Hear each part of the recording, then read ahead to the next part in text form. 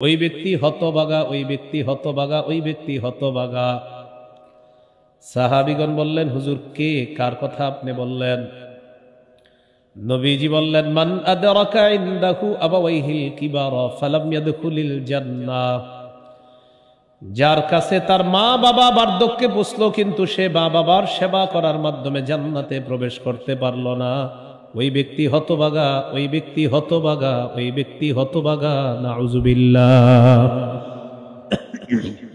মা বাবাকে আপনি বার্ধক্যে পেয়েছেন কিন্তু তাদের সেবা করার মাধ্যমে আপনি জান্নাতে প্রবেশ করতে পারলেন না, নবীজি বলেন সে হতভাগা, সে হতভাগা, সে হতভাগা। আল্লাহ আমাদেরকে হতভাগা সন্তান হওয়া থেকে হেফাজত করেন। মা বাবা যদি বার্ধক্যে পৌঁছে যায় তখন কি করণীয়? ফালা তাকুল্লাহুমা উফিন, তাদেরকে তুমি উফ শব্দটাও বলবা না।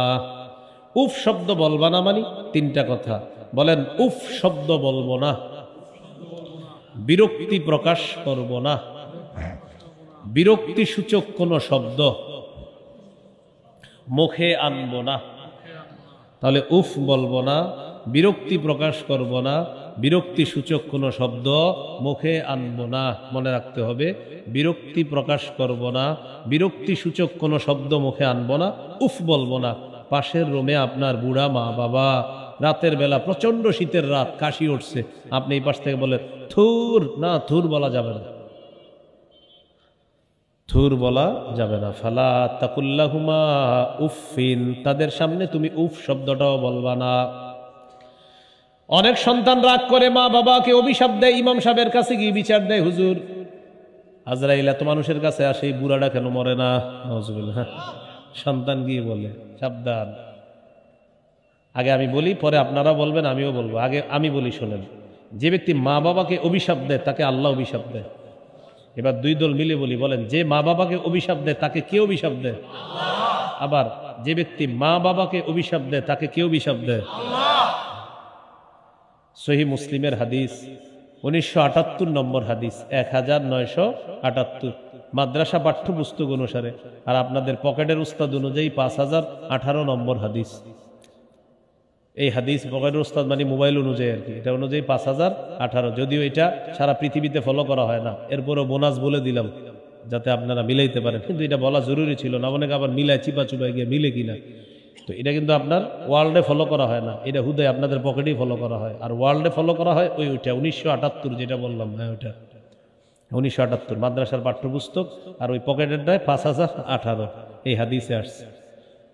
قال رسول الله صلى الله عليه وسلم لعن الله من لعن والديه। বলেন, যে ব্যক্তি তার মা বাবাকে অভিশাপ দেয় আল্লাহ তাআলা তাকে অভিশাপ দেয়। যে ব্যক্তি তার মা বাবাকে অভিশাপ দেয় আল্লাহ তাকে অভিশাপ দেয়। এই হাদিসের মধ্যে আরো কয়েকটা কথা আসছে। লাআনাল্লাহু মান যাবাহা লিগাইরিল্লাহ, যে ব্যক্তি আল্লাহ ছাড়া অন্যের নামে পশু জবাই করে আল্লাহ তাকে অভিশাপ দেয়। এরপর নবী বলেন, লাআনাল্লাহু মান আওয়া মুহদিসা, যে ব্যক্তি কোনো বেদাতিকে আশ্রয় দেয় তাকে আল্লাহ অভিশাপ দেয়। আপনি আপনার এক কাঠা জমি জায়গা কোনো বেদাতিকে দিয়ে দিলেন আস্তানা বানানোর জন্য, আর বললেন আপনি আস্তানা বানান, দুইজনে মিলেমিশে বেদাত সাপ্লাই করবো, দুইজনে মিলে ভণ্ডামি করবো, এরপরে আপনি মারা যাওয়ার পরে আমার ব্যবসা আরো চাঙ্গে উঠবে, বাকি আপনি আপাতত দুজনে মিলে ভণ্ডামিটা করি, এরকম এক কাঠা জায়গা দিয়ে দিছে। নবীজি বলেন, লাআনাল্লাহু মান আওয়া মুহদিসা, কোন ব্যক্তি যদি কোনো বেদাতিকে আশ্রয় প্রশ্রয় দেয় আল্লাহ তাকেও অভিশাপ দেয়। এই চেয়ারের মধ্যে যদি কোনো বেদাতিকে বসান, আর বেদাতি যদি এখানে বৈশা বৈশা বেদাত সাপ্লাই দেয়, আর যদি বলে এগুলোর জন্য দলিল লাগে না, প্রেম হলো সবচেয়ে বড় দলিল, এরকম যদি বলে, যারা এই বেদাতিকে চেয়ারের মধ্যে বসায়া দিলেন সবগুলোর উপর আল্লাহর অভিশাপ আসবে। কেন? তাকে আশ্রয় দিলেন। তাহলে কোন বেদাতিকে যে আশ্রয় দিবে তার উপর আল্লাহর অভিশাপ।